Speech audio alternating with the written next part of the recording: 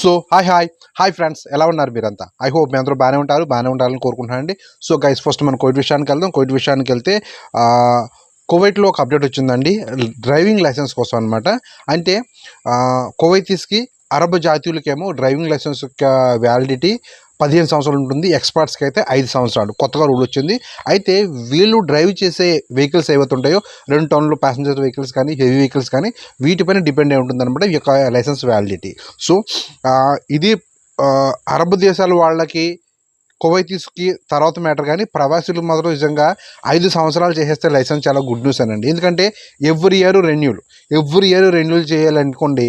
So ఇళ్లలో పనిచేసే వాళ్ళకి మేబీ వాళ్ళ బాబాలు రెన్యూల్ చేసేస్తారేమో, కానీ కంపెనీలో పనిచేసే వాళ్ళకి వాళ్ళ శాలరీలతో కట్ అవుతుంది, లేదా వాళ్ళ సొంత డబ్బులతో రెన్యూల్ చేసుకోవాల్సి వస్తుంది ఎవ్రీ ఇయర్. సో కొందరికైతే పాపం చాలా ఇబ్బంది పడుతుంటారు. సో అలాంటి వాళ్ళకి ఇది ఒక ఊరటే. తర్వాత హవల్లీ టూనిస్ స్ట్రీట్లో ఒక అతను నేను పోలీస్ అని చెప్పి ఎక్స్పర్ట్ దగ్గర డబ్బులు తెప్పేశాడండి. 140 దినార్లు. తదగా అతని యొక్క పర్సు, బ్యాంక్ కార్డులు అన్నీ పట్టుకు పారిపోయాడంట. సో మిత్రులు ఎవరైతే ఉన్నారో జాగ్రత్త అండి. సో కొందరు ఏంటంటే ఈ పోలీస్ కార్డులు, దొంగ కార్డులు కూడా చూపిస్తారు, ఇది పోలీసు చూస్తా అని చెప్పి. కొంచెం ఎందుకంటే పోలీసులు అంటే భయపడిపోతుంటారు కామన్గా. అది నాకోసారి జరిగింది ఇలాంటిది, కాకపోతే అది వేరే మ్యాటర్ మీద. సో తర్వాత ఇంకో విషయం ఏంటంటే, కువైట్లో ఉన్నవాళ్ళు మరి నిజం అనుకోండి, అబద్ధం అనుకోండి, మీ ఇష్టం. కానీ ఒక విషయం అండి, షార్ట్ టర్మ్ అంటే తక్కువ పరిచయంలో భారీ మొత్తంలో అప్పులు ఇవ్వడం మాత్రం ఏమాత్రం సమంజసమైన పని కాదు.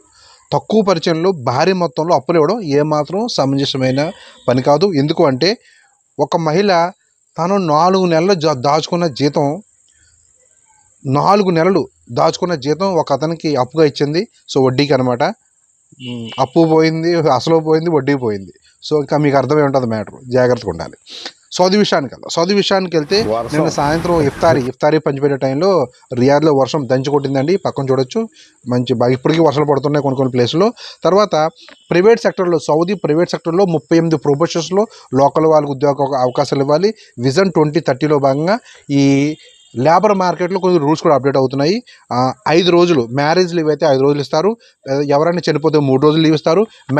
మహిళలకు మెటర్నిటీ లీవ్ అయితే 12 వారాలు ఇస్తారు. ఓకే, నెక్స్ట్ ఇండియా వచ్చేవారు ఎవరైనా ఇండియా వస్తున్నారు సెలవుకి, అయితే మీరు మీ పిల్లల కోసం బొమ్మలు కొంటారు కదా, బొమ్మల్లో బ్యాటరీలు ఉంటాయి, ఇవి మాత్రం మస్ట్ అండ్ షుడ్గా లగేజ్లో వేసుకోండి. ఓకే, నెక్స్ట్ తర్వాత బ్యాటరీలు ఉన్న బొమ్మలు లగేజ్లో వేసుకోండి. నెక్స్ట్ ఛార్జింగ్ లైట్స్ తెచ్చుకుంటున్నారా? ఇలాంటి ఛార్జింగ్ లైట్స్ తెచ్చుకుంటున్నారా? సో ఇది కొన్ని కోవిడ్లో కొన్నాడు, ఇది ఇంకా పని చేస్తుంది బుజ్జిమంట. సో ఛార్జింగ్ లైట్స్ తెచ్చుకుంటే అది కూడా లగేజ్ వేసుకోండి. నెక్స్ట్ మీ దగ్గర ఐఫోన్స్ ఉన్నాయా? ఐఫోన్స్ 2 తెచ్చుకోవాలి, ఒకటి వాడేది, ఒకటేమో నార్మల్ది. హ్యాండ్రాయిడ్ ఫోన్స్ ఉంటే 3 తెచ్చుకోవచ్చు, ఒకటి వాడుకొని 2 నార్మల్. వీటికి పెద్ద ఇబ్బంది ఉండదు. నెక్స్ట్ టూల్స్, ఏదైనా వర్కింగ్ టూల్స్ తెచ్చుకోవాలనుకుంటే కానీ అన్ని లగేజ్ వేసుకోవాలి, హ్యాండ్ లగేజ్ ఏమి తెచ్చుకోకూడదు. ఈవెన్ నెయిల్ కటర్ కూడా లగేజ్ వేసుకోవాలండి, హ్యాండ్ లగేజ్ వేసుకోకూడదు, ఇబ్బంది పడతారు. సో లగేజ్లో వేయకూడదు ఏముంటుంది తెలుసా? డబ్బులు లగేజ్లో వేసుకోకూడదు. భారీ మొత్తంలో డబ్బులను తెచ్చుకుంటే లగేజ్లో వేసుకోకూడదు. నెక్స్ట్ బంగారం లగేజ్లో వేయకూడదు. నెక్స్ట్ ఫోన్స్ లగేజ్లో వేయకూడదు. నెక్స్ట్ ల్యాప్టాప్ ఒకటే తెచ్చుకోవాలి, అది కూడా లగేజ్ వేయకూడదు, హ్యాండ్ లగేజ్లో ఉండాలి, గుర్తుపెట్టుకోండి.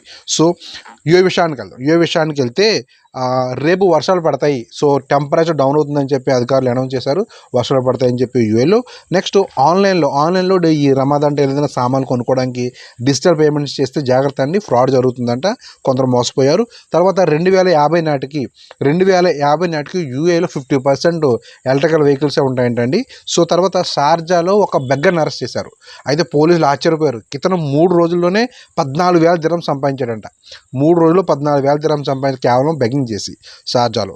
సో వామన్ విషయానికి వెళ్తే ఒక మిత్రుడు ఎల్ఈడి టీవీస్ తీసుకెళ్ళచ్చా అంటే ఫైన్ కాదు, ట్యాక్స్ అంత పడుతుంది ఎయిర్పోర్ట్లో అడిగాడు.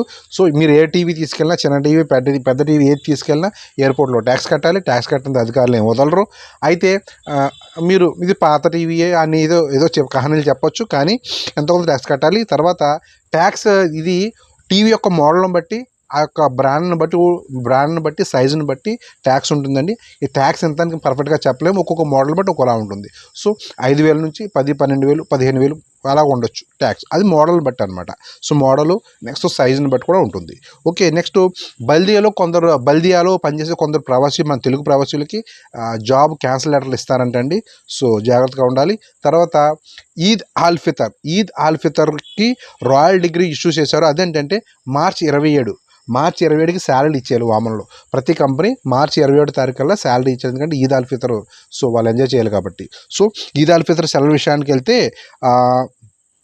ఇది 30వ తారీఖున ఈద్ ఆల్ ఫితర్ వచ్చింది అనుకోండి, మీకు ఏప్రిల్ 2వ తారీఖు వరకు మనకి సెలవులు ఉంటాయి. ఏప్రిల్ 2 తర్వాత మనకి డ్యూటీ. సో అదే 31వ తారీఖున వస్తే లాంగ్ 9 రోజులు సెలవు వస్తాయి. ఏప్రిల్ 6వ తారీఖు వరకు మనకి సెలవులు వచ్చేస్తాయి. అంటే ప్రైవేట్ సెక్టర్లో ఇన్ని సెలవులు ఇవ్వకపోవచ్చు, గవర్నమెంట్ సెక్టర్లో మాత్రం కన్ఫర్మ్ ఇన్ని సెలవులు. సో తర్వాత మహిళలు ఇళ్లలో పనిచేసే హౌస్ మేడ్ మహిళలకి ఉద్యోగ అవకాశాలు ఉన్నాయి. మేబీ రమదాన్ కారణం అనుకుంటా ఉద్యోగ అవకాశాలు ఉన్నాయి. డిస్ప్లే అవుతున్న నెంబర్ కాంటాక్ట్ అవ్వండి, వాళ్ళ నెంబర్తో కనెక్ట్ చేస్తాను. మీరు మాట్లాడుకోండి, శాలరీ అని మాట్లాడుకోండి, నచ్చితే వాళ్ళని ఏదైనా మేనేయండి, మీ ఇష్టం. ఓకే, బెహ్రెన్ విషయానికి వెళ్తే హెవీ ట్రక్స్ బ్యాన్ చేస్తున్నారు. రష్ అవర్లో హెవీ ట్రక్స్ బ్యాన్ చేస్తున్నారండి. మార్నింగ్ 6:30 నుండి 8:30 వరకు, మధ్యాహ్నం 2 నుండి 3:30 వరకు. ఓకే, సో తర్వాత వ్యాట్ ఈ ట్యాక్స్ వేసే వ్యాట్లో ఎటువంటి మార్పు ఉండదని చెప్పి ఎంపీస్ ఒక కరాఖండిగా తేల్చి చెప్పారండి. 2025-26లో కూడా ఎటువంటి ట్యాక్స్లో ఉండవు. రిమిటెన్స్ పైన కూడా ట్యాక్స్ ఏం లేదని చెప్పి తెలియజేశారు.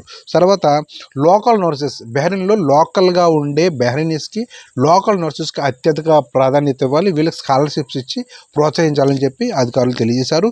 సో నెక్స్ట్ వెస్ట్ బెహ్రెయిన్లో వర్షాలు పడతాయని చెప్పి అధికారికంగా అనౌన్స్ చేశారండి. మేబీ ఇప్పుడు స్టార్ట్ అయిపోయి ఉంటే వర్షాలు, సో సండే నుంచే పడతాయన్నారు. తర్వాత ఖత్తర్ విషయానికి వెళ్తే 9 సంవత్సరాలు అయిందండి. ఈ వ్యక్తి ఖత్తర్ వెళ్ళి 9 సంవత్సరాలు ఇంతవరకు ఇంట్లో ఎటువంటి కాంట్రాక్టు లేడు. నమ్ముతారా? కొందరు నమ్మరు. ఎందుకంటే చూడండి, నాకు ప్రాబ్లం లేకపోతే ఎవరికి ప్రాబ్లం లేదనుకుంటారు కొందరు. సో ఇలా కాదండి. సో అందరి తలరాత ఒకేలా ఉండదు గల్ఫ్లో. సో ఈ వ్యక్తి 9 సంవత్సరాలు అయింది గల్ఫ్ వెళ్ళి, ఇంతవరకు ఇంటికి కాంట్రాక్ట్లో లేడు. సో 3 ఆడపిల్లల బాధ్యత, ఇతనికి 3 ఆడపిల్లలు అంట. మరి ఏమేడో తెలియదు. ఎవరికైనా తెలిస్తే ఇతని వివరాలు కొంచెం డిస్ప్లే అవుతున్న నెంబర్కి కొంచెం ఇన్ఫామ్ చేసి చెప్పండి, వాళ్ళ చుట్టాల అబ్బాయి ఇతను కూడా. సో తర్వాత ఖత్తర్లో డ్రైవ్ చేస్తూ సెల్ ఫోన్ వాడుతున్న కొన్ని కేసులు నమోదయ్యాయండి. సో మిత్రులు జాగ్రత్తగా ఉండాలి. తర్వాత ఖత్తర్ని గ్లోబల్ బిజినెస్ హబ్గా మారుతుంది 2030 నాటికి. అంటే ఇప్పుడు దుబాయ్ ఉంది, అది గ్లోబల్ బిజినెస్ హబ్. ఇదే విధంగా ఖత్తర్ను కూడా గ్లోబల్ బిజినెస్ హబ్గా మారుస్తామని చెప్పి అధికారికంగా అనౌన్స్ చేశారు. సో బలమైన గాలులు వేస్తాయని చెప్పి తెలియజేశారు. ఎయిర్పోర్ట్లో కస్టమ్స్ అధికారులు లైరికా పిల్స్ తెచ్చిన ఒక వ్యక్తిని అరెస్ట్ చేశారండి. అతని యొక్క లగేజ్లో లైరికా పిల్స్ స్వాధీనపరుచుకున్నారు. అది ఏంటంటే నిషేధించిన టాబ్లెట్స్ అనమాట ఇవి, లైరికా పిల్స్ అనేవి. సో గైస్, మన నెక్స్ట్ వీడియోలో మళ్ళీ కలుద్దాం. అంతవరకు బాయ్.